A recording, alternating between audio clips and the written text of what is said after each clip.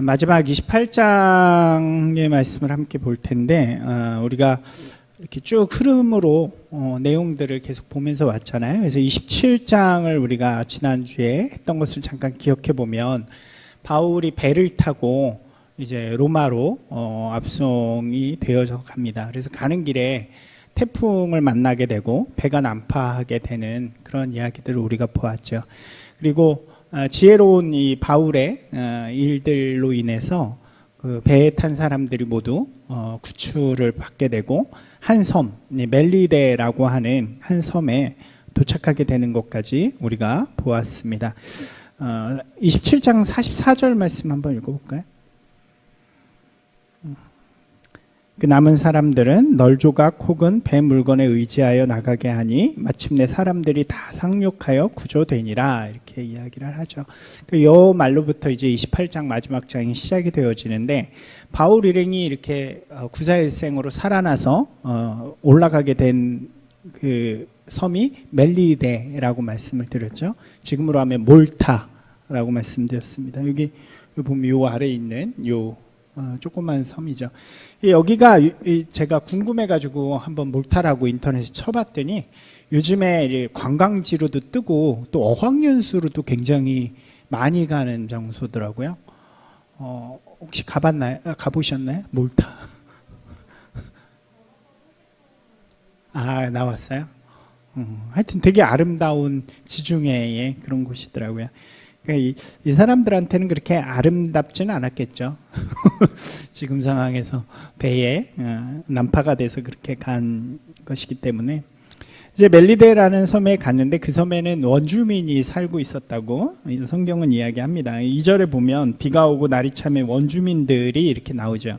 이 원주민이 매우 친절한 사람이었던 것 같아요. 그래서 이 원주민들이 이 올라온 사람들을 잘 이렇게 보듬어 주는 장면들이 나옵니다. 여기 보면 계속해서 읽어보면 이렇게 돼 있죠. 우리에게 특별한 동정을 하여 불을 피워 우리를 다 영접하더라, 이렇게 이야기를 합니다. 여기에는 원주민이라고 돼 있는데 이 단어가 원래 가지는 뜻은 야만인이라는 뜻을 가지고 있대요. 근데 그렇다고 뭐 우리가 생각하는 그런 막 야생에서 사는 그런 의미의 야만인이 아니라 이 헬라어를 쓰지 않는 사람들을 야만인이라고 불렀다 그래요. 그러니까 우리나라도 왜 우리나라의 관점에서 다 오랑캐고 뭐 이렇게 불렀잖아요. 그 사람들이 진짜 그런 사람들이 아니라 그러니까 그런 것처럼 야만인이라는 원주민이라는 그런 표현인데 이 사람들이 난파된 이 선원들 또 사람들을 잘 보살피고 도와주게 됩니다. 이 바닷속에서 간신히 살아남느라 얼마나 지치고 힘들었겠어요. 우리가 그런 모습들을 상상해 볼 수 있죠. 막 이렇게 영화나 이런 데서 보면 파도가 치는데 그 배 조각 하나를 잡고 이렇게 바다에서 떠내려오는 그런 사람들을 원주민들이 잘 맞아들여줘서 한 사람 한 사람씩 구해주고 불을 이렇게 피우게 해줘서 그 옆에 옷도 말리게 해주고 그러면서 따뜻한 국물 같은 것도 주는 그런 모습을 좀 상상해 볼 수 있을 것 같습니다. 참 아름다운 모습인데 그때 문제가 생겨나게 되는 거죠. 바울이 불을 피우기 위해서 이제 나무들이 옆에 이렇게 갖다 준 나무들을 또 이렇게 불에다가 계속 넣었던 것 같아요. 근데 문제는 그 나무 안에 뭐가 있었냐면 뱀이 있었다는 거예요. 그래서 불에다가 그걸 넣으니까 거기에 있던 뱀이 갑자기 뜨거우니까 나와가지고 바울을 탁 물게 되는 그런 사건이 일어나게 되는 거죠. 여기 3절에 보면 독사라고 돼 있죠. 독사. 진짜 독사인지 아닌지는 잘 모르겠지만 이 몰타라는 섬에 그런 뱀이 있대요. 지금도 있는데 이렇게 독사처럼 생긴, 그래서 나무에서 사는 그런 뱀이 있다 그러더라고요. 그 뱀이 아마도 이렇게 불을 하다가 바울을 물게 된 것입니다. 이게 이 원주민들 사이에서는 그런데 그런 것들이 있었던 것 같아요. 뱀이 물면 이 사람은 나쁜 일을 했기 때문에 하늘에서 천벌을 주는 것이다. 왜 우리나라도 옛날에 그런 속설들 있잖아요. 하늘에서 뭐 벼락이 내려서 죽게 할 거다 뭐 이런 것처럼 뱀이 물어서 그 사람이 죽게 되면 이 사람은 정말 죄를 지은 나쁜 사람이라 하늘의 천벌을 받는 것이다 이렇게 생각했던 것 같아요. 그래서 이야기를 합니다. 4절에 한번 읽어볼까요? 원주민들이 그 짐승이 그 손에 매달려 있음을 보고 서로 말하되 진실로 이 사람은 살인한 자로다. 바닷가에서는 구조를 받았으나 공의가 그를 살지 못하게 함이로다 하더니 이렇게 이야기하는 거죠. 제가 말씀을 준비하면서 이 모습들을 좀 이렇게 머릿속으로 그려봤는데 이 모습들이 이 영화나 이런 걸로 해도 되게 재밌는 장면일 것 같다는 생각이 들었어요. 지금 표현이 그렇잖아요. 뱀이 팔을 물어서 바울이 팔을 들었더니 뱀이 그 위에 이렇게 달랑달랑 매달려 있는 그런 상황 속에서 바울이 다시 아무렇지도 않은 듯이 불에 그 뱀을 딱 떨쳐버리는 그런 상황이 있는 거죠. 그러고 나서 재밌는 것은 여기에 반전이 일어난다는 거죠. 천벌을 받아서 독사에 물려 죽어야 하는 바울에게, 그죠? 근데 시간이 지나도 아무런 증상이 나타나지 않는 것입니다. 그러자 그들은 죽을 죄를 지은 살인자로 생각했던 바울을 독사에 물려도 죽지 않는 신이다라고 이야기를 하기 시작하는 거죠. 6절 말씀 한번 읽어볼까요? 그들은 그가 붙든지 혹은 갑자기 쓰러져 죽을 줄로 기다렸다가 오래 기다려도 그에게 아무런 이상이 없음을 보고 돌이켜 생각하여 말하되 그를 신이라 하더라 이렇게 이야기를 하죠. 굉장히 짧은 이야기지만 어떤 반전을 참 보여주는 이야기죠. 사람을 구해줘서 그 사람을 따뜻하게 보살피는데 뱀에게 물려서 이 사람은 진짜 나쁜 놈인가 보다 이렇게 생각을 했는데 아무렇지도 않아서 그를 신처럼 여기고 오히려 그가 갈 때까지 굉장히 보살펴주는 그런 이야기입니다. 이 성경은 이런 반전의 이야기를 우리에게 참 많이 전해주는 것 같아요. 여기 보면 대표적으로 생각되는 게 다니엘의 이야기도 그렇죠. 다니엘이 믿음을 지키다가 그 대적들에게 고발돼서 사자굴에 들어가게 되잖아요. 사자굴에 들어가면 어떻게 되겠어요? 밤새 사자들과 굶주린 사자들과 있으면 당연히 잡혀 먹히게 되는 거죠. 여기까지가 굉장히 전반전이라면 그때부터 반전이 일어나죠. 아침이 되었는데도 아무렇지도 않은 하나님께서 그를 보호하셔서 사자의 입을 봉하시고 다니엘이 아무렇지도 않게 그렇게 나오는 그런 일들이 일어납니다. 그리고 이야기는 바벨론에서 이 사자라는 동물은 굉장히 영물로 통했대요. 그래서 사자 앞에서 먹히지 않는 것은 아무런 죄가 없는 것으로 이야기되는 거예요. 그러니까 반대가 되는 거죠. 다니엘은 아무런 죄가 없는 것이고 누가 죄인이 되는 거예요, 그럼? 그를 고발한 사람들이 무고한 사람을 고발한 죄인이 돼서 반대로 그들이 사자굴에 들어가게 되는 역전되어지는 그런 반전의 이야기. 하나님의 역사, 하나님의 능력이 그런 반전을 통해서 일어나는 이야기들이 굉장히 많이 성경에서 등장을 합니다. 이것이 반전이죠. 때로는 세상이 승리한 것처럼 보이고 믿음의 길이 실패하는 것처럼 보이다가 어느 순간인가 결국 하나님의 개입하심과 역사를 통해서 승리하시는 믿음의 길을 승리케 하시는 하나님의 반전이 늘 성경 가운데 믿음의 길 가운데 또 우리의 믿음의 길 가운데도 동일하게 있는 것 같습니다.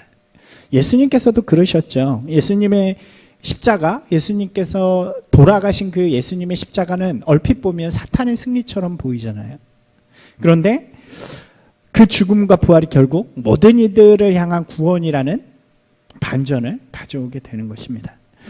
저는 우리가 이것을 믿고 경험하는 사람들이 되었으면 좋겠어요. 얼마나 좋아요, 그럼. 굉장히 힘들고 어려운 줄 알았는데 그것이 반전이 돼서 우리의 삶 가운데 믿음의 승리를 가져오는 그런 경험들이 우리 안에 있을 때 참 우리의 신앙은 단단해지고 또 즐겁고 행복한 길이 될 줄로 믿습니다. 그런 반전을 경험하시는 분들이 되시기 바랍니다. 이후에 원주민들이 바울을 신성시하는 사건이 또 하나 등장을 하게 되죠. 이 섬에서 두 가지의 일들이 나오는데 바로 하나는 이 바울이 이렇게 된 거고 그 다음에는 무슨 이야기인가요? 보블리오라고 하는 이 섬에 높은 사람이 있었어요. 7절에 보니까 이렇게 설명하죠. 이 섬에서 가장 높은 사람 보블리오라고 하는 이가 이렇게 나오죠. 이 사람을 추측할 수 있는 이 누군가, 그러니까 어떤 사람들이 이 사람이 이 원주민들의 추장이다 뭐 이렇게 이야기하기도 하는데, 제가 보기엔 그것보다는 아마도 이 로마의 관리, 파견되어 온 관리가 아닐까 이렇게 생각이 됩니다. 이름이나 보블리오라는 이름도 그렇고, 또 이 뒤에 보블리오의 아버지가 병에 걸리잖아요. 근데 이게 풍토병이거든요. 예, 열병과 이질에 걸렸다. 풍토병은 보통 원주민이 걸리는 게 아니잖아요. 이렇게 밖에서 온 사람들이 걸리죠. 그러니까 정확하진 않아요. 어느 게 정확한지 모르는데 이렇다 하는 이야기도 있고 저렇다 하는 이야기도 있는데, 제가 생각할 때는 아마도 로마에 파견된 온 관리가 아닐까 하는 생각이 드는데, 그 집에서 보블리오가 굉장히 이 바울 일행을 잘 맞아들여서 잘 섬겼던 것 같아요. 여기서도 아마 로마의 그게 아닐까 생각이 되어지는데, 근데 문제는 이 보블리오의 아버지가 병이 걸린 거죠. 8절 말씀 한번 읽어볼까요? 보블리오의 부친이 열병과 이제가 걸려 누워 있거든 바울이 들어가서 기도하고 그에게 안수하여 낫게 하매. 그죠? 이 바울이 그의 아버지를 위해서 기도하는 사건이 일어나게 됩니다. 그리고 기도하고 그 병이 고침을 받게 되는 거죠. 이 기도해서 병을 고치는 능력은 신에게만 있는 능력이잖아요. 그러니까 사람들이 그것을 보고 또 많은 사람들이 바울에게 와서 기도하고 병고침을 낳는 그런 놀라운 사건들이 일어나게 되는 것입니다. 이런 일련의 사건들을 통해서 바울 일행은 이 멜리데라는 몰타라고 하는 작은 섬에서 굉장히 안전하게 한 3개월 정도 겨울의 시간을 잘 보내게 되는 것입니다. 우리가 되돌아보면 27장에서 겨울이라 떠나지 말았어야 됐었잖아요. 그러니까 굉장히 중요한 것은 겨울을 보낼 수 있는 안전한 장소가 있어야 되는데, 근데 지금 바울과 일행은 원래 안전했던 곳에서 떠나서 태풍을 만나고 굉장히 어려운 삶을 통해서 굉장히 낯선, 어떻게 보면 굉장히 위험할 수 있는 그 땅에 왔는데, 그 안에서 주님께서 그 바울을 지켜주시고 바울을 통해서 그와 함께한 사람들을 잘 지켜주신 거죠. 그리고 그들이 3개월 겨울을 잘 날 수 있도록 그 안에서 보내는 그런 시간들이 된 것입니다.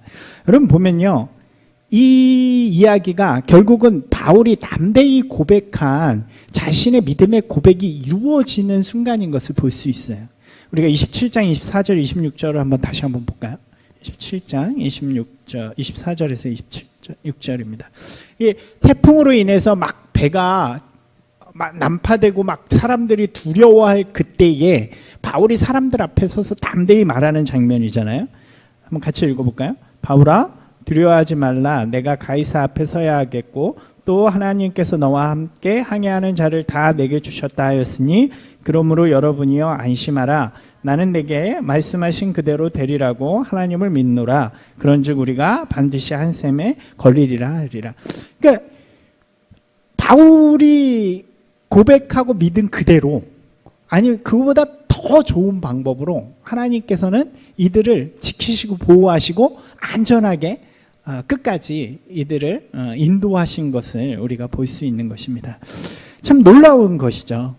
그래서 이런 고백이 있는 것 같아요. 믿음은 바라는 것들의 실상이고 보이지 않는 것들의 증거다. 이 말이 바울은 삶을 통해서 체험하고 이루어가게 되는 것입니다. 그러니까 능력이 있고, 그렇기 때문에 할 수 있고, 그렇기 때문에 기쁘고, 그렇기 때문에 하나님과 동행하는 그 즐거움이 있는 거죠. 우리 안에도 그런 고백들, 믿음의 담대한 고백들이 있고, 그리고 그 담대한 고백들이 실제로 우리의 삶 가운데서 막 이루어지는 그런 역사들이 있기를 소망합니다. 저는 그걸 바라요. 막 아직 믿음이 부족해서 막 선포하진 못하지만 믿음으로 막 선포하고 그 다음에 우리 삶 속에서 그것이 실제가 되어지는 거죠. 우리 욕심을 이야기하는 것이 아니고요. 막 욕심으로 막 나 이거 갖겠어 막 이렇게 이야기하는 것이 아니라, 왜 예전에 긍정의 힘 뭐 이런 말도 나왔잖아요. 근데 그거는 좀 세상적인 이야기인 것 같고, 우리가 믿음으로 하나님 안에서 주님께서 하실 일들을 기대하고, 그리고 그것이 우리의 삶 가운데서 이루어지면 정말 행복한 신앙의 길이 될 줄로 믿습니다. 이제 3개월이 지난 다음에 이 사람들은 여기에 있는 원주민들의 환대를 받으면서 멜리데를 떠나게 됩니다. 9절 10절 한번 읽어볼까요? 이러므로 섬 가운데 다른 병든 사람들이 와서 고침을 받고 후한 예로 우리를 대접하고 떠날 때에 우리 쓸 것을 배에 실었더라. 배를 고쳐줬든지 아니면 다른 배를 줬던 것 같아요. 배가 난파되어 가지고 다 이렇게 됐었기 때문에. 그러니까 얼마나 좋아요. 그 먹을 것도 실어주고 짐도 다 해주고 굉장히 환대를 받으면서 얼마만큼 바울이 여기서 그런 영향력을 끼쳤는지 우리가 이해할 수 있겠죠. 이제 이야기는 로마에 도착해서 있었던 간단한 이야기를 끝으로 마무리가 됩니다. 그러니까 이 뒤에 11절부터는 우리가 흔히 얘기하는 에필로그 같은 거예요. 이 뒤에 있었던 일들이 이제 길지만 짧게 그냥 이야기를 하고 여기에서 마무리가 됩니다. 그러니까 멜리데 섬에서 겨울을 보낸 바울 일행은 다시 로마를 향해서 출발하게 되는데 그들은 수라구사, 레기온, 보디올까지 항해하게 되고 육로를 통해서 로마에 도착하게 됩니다. 우리가 보면 이렇게 여기로 해서 이렇게 간 다음에 배가 여기까지 가서 여기서부터 이제 육로로 가게 되는 그런 상황인 거죠. 근데 뭐 우리가 이 지명까지 다 알 필요는 없고요. 네, 여기에 특이한 흥미롭게 나오는 점이 뭐냐면 바울이 온다는 이야기를 듣고 형제들, 그러니까 믿음의 동역자들이 마중을 나오게 되었다고 성경은 이야기합니다. 15절 같이 읽을까요? 그곳 형제들이 우리 소식을 듣고 앞비오 광장과 트레이스 타베르네까지 맞으러 오니 바울이 그들을 보고 하나님께 감사하고 담대한 마음을 얻으니라 이렇게 이야기하죠. 우리가 생각해 보면 이때 로마에는 이미 교회가 있었죠. 자, 여기서 퀴즈를 하나 내볼까요? 로마서가 이거보다 뒤에 썼을까요? 앞에 썼을까요?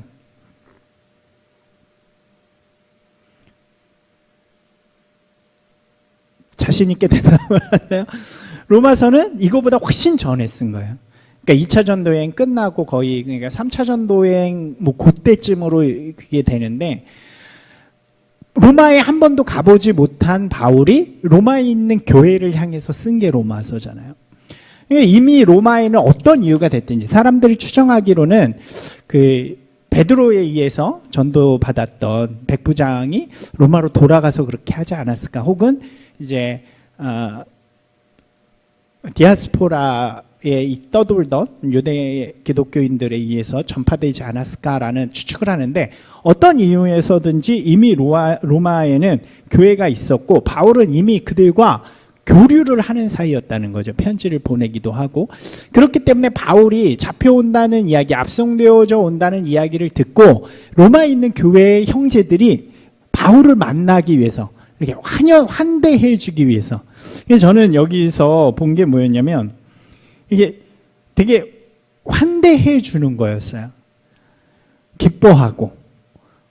지금 상황이 기뻐할 상황은 그렇게 아니잖아요. 그러니까 인간적인 눈으로만 보면 잡혀오는 건데, 근데 환대하고 서로 기뻐하고 감사하고 이러는 모습을 보여주는 거죠. 왜요? 지금 이들이 가는 길이 하나님께서 행하시는 하나님의 일을 이루어가는 길이기 때문이죠. 바울이 굉장히 그 마음 속에서 위로를 얻고 또 기쁨으로 담대하게 들어가게 됩니다. 그리고 바울이 로마에 들어가서는 우리가 가이사랴에 있던 바울의 모습을 생각해 보면 그때하고 비슷한 모습으로 로마에도 있었던 것 같아요. 16절 한번 읽어볼까요? 우리가 로마에 들어가니 바울에게는 자기를 지키는 한 군인과 함께 따로 있게 허락하더라, 이렇게 되죠. 그러니까 우리가 원래는 옥중이라고 그러잖아요. 그러니까 이 기간에 에베소서, 빌립보서 같은 옥중 서신이라고 불리우는 서신들을 썼다라고 이제 추정이 되어지는데, 이 옥중이라는 말이 정확히 맞지는 않는 것 같아요. 그러니까 그냥 가택연금, 좀 자유롭게 다니면서 실제로 이렇게 복음 증거도 할 수 있고, 근데 이렇게 어느 정도까지는 이렇게 움직임이 제한되어져 있는, 활동이 제한되어져 있는 상태에서는 좀 자유롭게 했던 그런 모습으로 추정이 됩니다. 그래서 이 이 시간 동안 사람들에게 전도도 하고 교회들에게 편지도 쓰는 그런 활동들을 하게 됩니다. 여기서 흥미로운 사실이 이제 마지막에 하나 이야기하면서 성경이 마무리되어지는데 무엇을 이야기하냐면 로마에 있는 유대인들을 바울이 초청해서 이야기하는 장면이 등장합니다. 근데 이 로마에 사는 유대인들은 아직 바울에 대한 소문을 못 들었던 것 같아요. 그죠? 우리가 생각해 볼게요. 2차, 3차, 1차, 2차, 3차 전도여행 동안 계속 바울을 박해했던 사람이 누구였어요? 유대인들이었잖아요. 유대인들이 가진 것과 이렇게 했기 때문에. 그래서 만약 바울이 왔을 때 처음에 이 사람들이 바울에 대해서 알고 있었으면 굉장히 어려움을 겪을 수 있었던 상황이죠. 그러니까 이 전장에서 나오는 것처럼 막 고발하고 죽이려고 하고 이런 상황들이 로마에서도 펼쳐질 수 있었지만 아주 재미있는 거는 로마에 있는 유대인들은 아직까지 바울에 대한 이야기를 못 들었다고 이야기합니다. 21절 한번 읽어볼까요? 그들이 이르되 우리가 유대에서 내게 대한 편지를 받은 일도 없고 또 형제 중 누가 와서 내게 대하여 좋지 못한 것을 전하든지 이야기한 일도 없느니라 이렇게 이야기를 하죠. 그렇기 때문에 바울이 좀 담대하게 또 자유롭게 그런 일들을 할 수 있었던 것 같아요. 유대인들을 청하게 됩니다. 그리고 자기의 이야기를 들려주고 복음을 전하는 그런 일들이 되죠. 근데 먼저 말한 건 뭐냐면 바울이 자기 얘기를 해요. 무슨 얘기냐면 내가 이곳에 잡혀서 왔는데 그거는 예루살렘에 있는 유대인들이 고발했지만 내가 그거를 가지고 유대인들을 고발하거나 싸우려고 하는 것이 아니라 내 억울함을 풀기 위해서 가이사에게 상소한 것뿐이니까 걱정하지 마십시오. 먼저 안심을 지켜줍니다. 그리고 나서 그들에게 복음을 전하기 시작하죠. 23절 말씀 한번 볼까요? 같이 읽겠습니다. 그들이 날짜를 정하고 그가 유숙하는 집에 많이 오니 바울이 아침부터 저녁까지 강론하여 하나님의 나라를 증언하고 모세의 율법과 선지자의 말을 가지고 예수에 대하여 권하노라 이렇게 이야기하죠. 그러니까 그들을 계속 초청해 가지고 복음을 전하는 그런 모습을 보여줍니다. 굉장히 다른 곳에 하고는 다른 게 좀 폭력적이지도 않고 과격하지도 않고 잘 되었던 것을 볼 수 있죠. 그런데 유대인들은 여전히 강팍했던 것 같아요. 그러니까 바울의 말을 들은 유대인들은 성경에 보니까 믿는 자도 있고 믿지 않는 자도 있는데 서로 논쟁하다가 결국은 다 같다 이렇게 돼 있거든요. 여전히 강팍하고 믿지 않는 유대인들을 보면서 바울이 좀 안타까워하는 것 같아요. 이 다음에 이제 26절에서 28절의 말씀을 보면 그런 뉘앙스, 바울의 뉘앙스가 등장하는데 한번 읽어볼까요? 26절, 27절, 28절입니다. 24, 25는 믿지 않는 사람도 있고 믿는 사람들도 있는데 이렇게 맞지 않아서 흩어졌다 이런 이야기를 하는 거고요. 25절, 26절, 7절, 8절입니다. 일러스되 이 백성에게 가서 말하기를 너희가 듣기는 들어도 도무지 깨닫지 못하며 보기는 보아도 도무지 알지 못하는도다.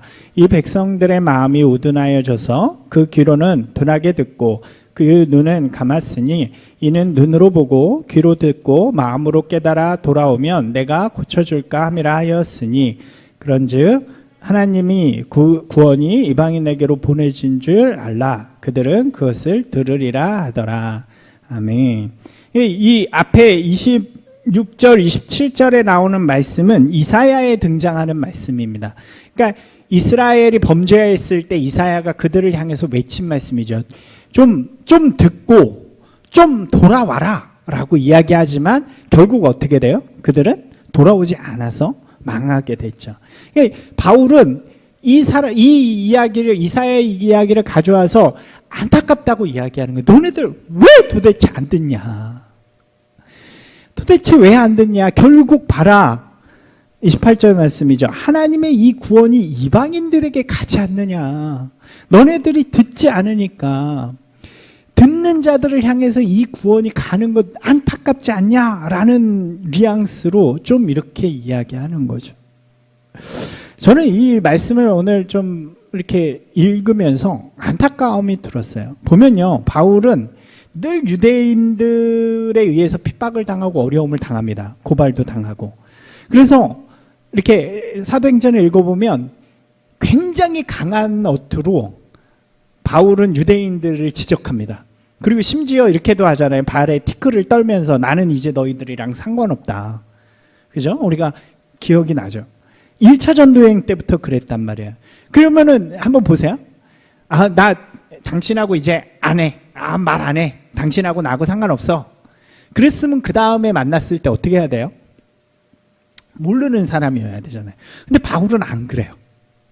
너 당신들 어떻게 이럴 수 있어? 난 당신하고 상관없어. 나 이제 저기 가서 복음을 전할 거야. 라고 그러고 나서 또 만나면 하나님 당신 사랑해. 예수님 당신을 위해서. 이렇게 전하는 거예요. 근데 또 당해. 또 당해. 그러면은 또 화가 나가지고, 막 이렇게 하고, 그 다음에 또 만나면 또 얘기하는 거예요. 그 모습을 사도행전 끝까지 계속 보여줍니다. 참 안타까운 것 같아요. 비판하기도 하지만 그들을 향한 사랑의 마음, 애증 같은 마음.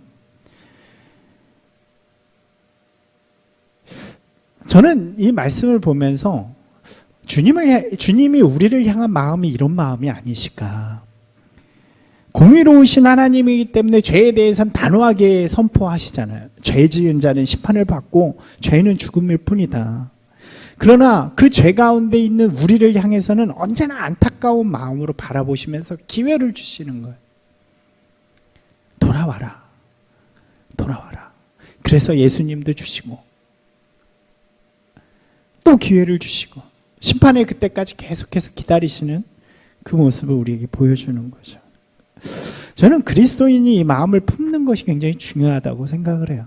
우리 메시지는 죄에 대하여 단호해야 합니다. 분명한 거예요. 그러나 그 죄 가운데 있는 사람들에 대해서는 끝까지 기다리고 용서할 수 있는 마음을 품는 게 중요하죠. 근데 그렇지 못할 때가 많은 것 같아요. 우리는 죄인에 대해서는 단호하면서 죄에 대해서는 오히려 유할 때가 많죠. 우리의 마음 가운데 용서, 용납, 은혜, 사랑 이런 마음들이 좀 마음에 품고 대신 죄에 대해서는 분명하되 사람에 대해서 좀 사랑을 품을 수 있는 그런 주님의 마음, 바울의 마음이 우리 가운데 있기를 소망합니다. 이제 마무리가 돼요. 이제 누가는 이렇게 마무리를 하죠. 30절, 31절 읽어볼까요? 바울이 온 이태를 자기 셋집에 머물면서 자기에게 오는 사람을 다 영접하고 하나님의 나라를 전파하며 주 예수 그리스도에 관한 모든 것을 담대하게 거침없이 가르치더라 이야기하죠. 지금 여기에 바울이 몇 해 동안 있었다 그래요? 2태, 그러니까 2해, 2년을 있었다 그러잖아요. 2년 끝나고 바울이 순교를 당한 게 아니라 2년 정도 있다가 구류에서 풀려났다고 아마 이렇게 전해져요. 그리고 나서 한 7년 정도로 생각이 되어지는데 확실하게 기록이 남아있진 않지만 이렇게 그런 것들을 보면 그 지역에 있는 곳에 원했던 땅끝까지 가서 복음을 전했다라는 이야기들이 나와요. 그리고 다시 로마에 와서 다시 네로에게 잡혀가지고 마지막 순교를 당하는 그런 일들이 있는 거죠. 여기까지가 사도행전의 이야기예요. 근데 재밌는 건 여기까지만 이야기가 끝나잖아요. 이 뒤에 바울이 땅끝을 간 이야기나 뭐 죽은 이야기 이렇게 그 이야기는 왜 없을까요? 한번 생각을 해보세요. 이건 여담이기도 한데 이게 누가가 데오빌로에게 보낸 최종판인 거예요. 그러니까 최심판. 그러니까 그 이야기를 쓰려면 세 번째 뭔가를 써야 되는 거였죠. 그러니까 요때까지 아마 요때 보냈던 걸로 기억이 이렇게 생각할 수 있는 것 같습니다. 누가가 1탄은 이제 누가복음 예수님에 대한 이야기를 쓰고 그 다음에 두 번째로는 복음이 전해지는 이야기까지 마무리가 되는 거죠. 이렇게 사도행전은 잘 마무리가 됩니다. 바울의 삶, 특별히 이제 뒤쪽에 쭉 진행되어진 우리가 바울의 삶을 보면 세상의 눈으로 보면 늘 고난과 박해의 연속이었죠. 어쩜 그렇게 고난의 자리로 찾아가는지, 어려움의 자리를 찾아가는지, 사람들의 이에 매를 맞기도 하고 죽음에 직면하기도 합니다. 그런데 그의 시선은 늘 사명에 있었다는 것을 우리가 발견할 수 있죠. 어떤 상황 속에서도 그는 그 하나님의 일, 하나님의 사명으로 불타올랐고 그 사명을 위해 포기하지 않고 끝까지 가는 사람이었죠. 그래서 그의 길은 거침없고 담대했으며 분명합니다. 저는 우리의 길도 그랬으면 좋겠어요. 거침없고 담대하고 분명했으면 좋겠어요. 주께서는 그러한 그의 길을 보호하시고 그를 통해 그가 걸어간 길에 그리스도의 열매, 역사들이 피어나게 맺히게 하였습니다. 그래서 하나님의 교회가 그곳에 생겨나고 생명을 살리는 구원의 역사가 일어나게 된 거죠. 바울의 사명으로 간 길을 통해 오늘 우리에게도 복음이 전해지고 이 주가 주시는 그리스도의 자유를 누리게 되고 또 하나님이 주신 이 믿음의 이 풍성함을 누리는 자리에 우리가 가게 되었죠. 한 사람이 사명에 충성함을 통해 다른 누군가가 은혜를 누리는 것이 바로 축복이고 그리스도의 사명의 길인 줄로 믿습니다. 오늘 우리의 길이 누군가의 생명을 살릴 수 있는 그런 동일한 길이 되었으면 좋겠어요. 우리 바울의 모습을 보면서 특별히 제가 바울을 보면서 제일 감동받는 말씀은 그의 사명을 이야기하는 장면이거든요. 사도행전 20장 24절 같이 한번 볼까요? 사도행전 20장 24절. 우리가 이 이야기는 기억하잖아요. 3차 전도여행에서 이제 끝나고 예루살렘으로 오기 전에 밀레도에서 에베소에 있는 장로들을 모아놓고 마지막 자기가 가야 할 길을 이야기할 때 저는 이 말씀이 저에게 늘 도전이 돼요. 한번 같이 읽어볼까요? 나의 달려갈 길과 주 예수께 받은 사명 곧 하나님의 은혜의 복음을 증언하는 일을 마치려 하면은 나의 생명조차 조금도 귀한 것으로 여기지 아니하노라. 정말 그리스도인이라면 그리고 그리스도인답게 하나님의 역사를 이루어가는 사람이라면 이런 고백들이 살아있는 거죠. 그리고 이 분명한 사명을 붙들고 나아갈 때 하나님께서는 그와 함께 해주시고 또 그의 고백처럼 내가 이 사명을 다 이루기까지 너를 지키고 보호하리라. 이런 믿음의 분명한 일들이 또 믿음의 역사들이 그 삶 가운데서 경험되어지는 줄로 믿습니다. 사랑하는 여러분, 우리가 이 사도행전을 좀 마무리하면서 나는 과연 어느 자리에 서 있는가? 그죠? 이미 받은 복음을 가지고 누리는 유대인들의 모습일 수도 있고요. 또 전혀 준비되어져 있지 않은 그렇게 살지 못하는 이방인의 모습일 수도 있고요.